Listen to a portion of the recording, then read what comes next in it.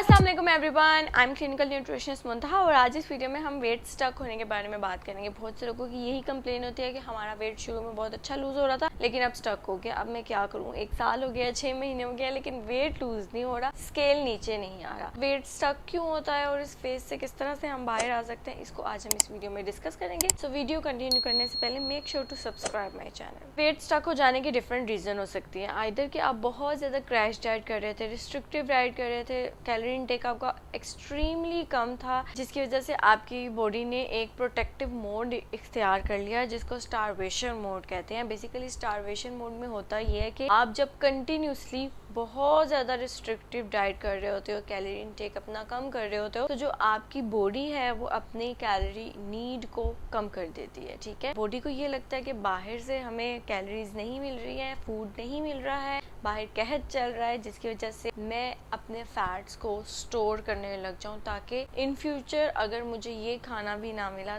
तब मैं अपने वो स्टोर फैट से इस्तेमाल करूँ। हमारी बॉडी काफ़ी क्लेवर होती है इस चीज़ में और हम अपनी बॉडी को यही चीज़ बता रहे होते हैं कि बाहर फूड नहीं है, इस वजह से हम कुछ खा पी नहीं रहे हैं, हम बहुत रिस्ट्रिक्टिव डाइट कर रहे हैं, क्रैश डाइट कर रहे हैं, जिसकी वजह से आपको वेट लॉस होने के बजाय वो स्टक हो जाता है क्योंकि आपकी बॉडी अपनी एनर्जी नीड्स को कम कर देती है। जितनी कैलोरीज उसको चाहिए थी ब्रीदिंग के लिए, हार्ट पंप करवाने के लिए, डाइजेशन करवाने के लिए, अगर पहले उसे 100 चाहिए थी तो अब वो अपनी कैलोरी नीड 60 तक ले आएगा। बॉडी बहुत क्लेवर होती है, वो अपनी एनर्जी नीड्स को नीचे ले आती है, कम कर देती है कि मैं थोड़े में ही खुश रह लूँ और थोड़े में ही रहते हुए अपने बॉडी फंक्शंस करवा लूँ, और इसी को आप कहते हो कि आपका मेटाबॉलिज्म स्लो हो गया है। यही वजह होती है कि आपकी बॉडी जो है वो ज़्यादा एनर्जी खर्च नहीं कर रही होती है, वो स्टोर कर रही होती है अपने फैट्स को ताकि फ्यूचर में उनसे एनर्जी लिए जा सके जब बिल्कुल बाहर खाना नहीं मिलेगा। तो इस सूरत में हमने अपनी बॉडी को समझाना होता है कि ऐसा नहीं है, बहुत ज़्यादा एनर्जी अवेलेबल है, आप ज़्यादा खाना शुरू कर देते हो, आप अपना एनर्जी इनटेक बढ़ाते हो, 1 वीक के लिए कैलोरी रिस्ट्रिक्शन बिल्कुल छोड़ देते हो और फिर वापस कैलोरीज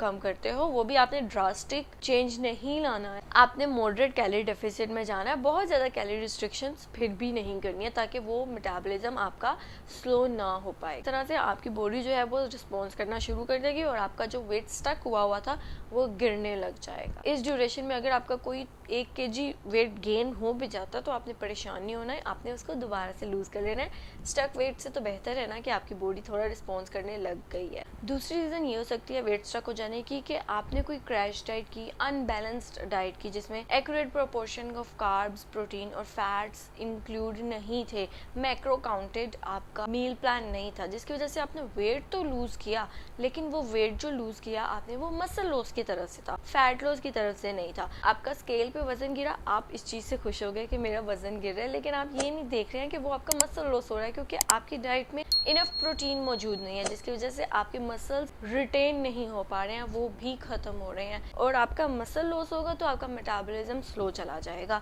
मसल मैस जितना ज़्यादा होगा उतना आपका मेटाबॉलिज्म फास्ट होगा। अपनी डाइट में इनफ प्रोटीन इंक्लूड करें। आप किस तरह से अपनी प्रोटीन नीड को फाइंड कर सकते हैं, तो आपका जो वेट है उसको आपने मल्टीप्लाई करना है 0.8 से और जो भी आंसर आएगा उतने ग्राम्स आपकी प्रोटीन नीड होगी 1 दिन में। तो आपने जब भी वेट लॉस करवाना है तो इतने ग्राम्स प्रोटीन आपने अपनी डाइट में ज़रूर इंक्लूड करने हैं। साथ में आपने एरोबिक्स तो करनी है लेकिन वीक में 2 से 3 दफ़ा weight training, muscle strengthening exercise ज़रूर करें। दैट्स वाई आपको अपनी बॉडी की नीड के अकॉर्डिंग डाइट प्लान रिक्वायर्ड होता है वेट लॉस करवाने के लिए, ताकि आपका जो फैट लॉस हो वो परमानेंट हो और आपके मसल्स भी वेस्ट ना हो, वो आपकी बॉडी में मेंटेन रहे। बिकॉज हमारा मेन गोल वेट लॉस करवाने में फैट लॉस है, मसल लॉस नहीं है। और आप कोई भी क्रैश डाइट करोगे तो उसमें सबसे पहले आपका मसल लॉस होता है, बाद में आपका फैट लॉस होता है। और उसी मसल लॉस की वजह से जो स्केल में चेंज आता है वो आपको खुश कर देता है। स्केल की तरफ आपको देखना ही नहीं चाहिए, आपको अपने इंचेस पे फोकस रखना चाहिए। इंचेस आपके कितने जा रहे हैं, कितनी स्पीड से जा रहे हैं और कहाँ से जा रहे हैं। इसके अलावा विटामिन डी की डेफिशिएंसी अगर बॉडी में हो तो भी आपका वेट स्टक हो जाता है। तो अपने विटामिन डी के टेस्ट करवा लें अगर आपको ये इशू लग रहा है, आपकी बोन्स काफ़ी वीक हैं, आपको पता है कि आपकी डाइट में इनफ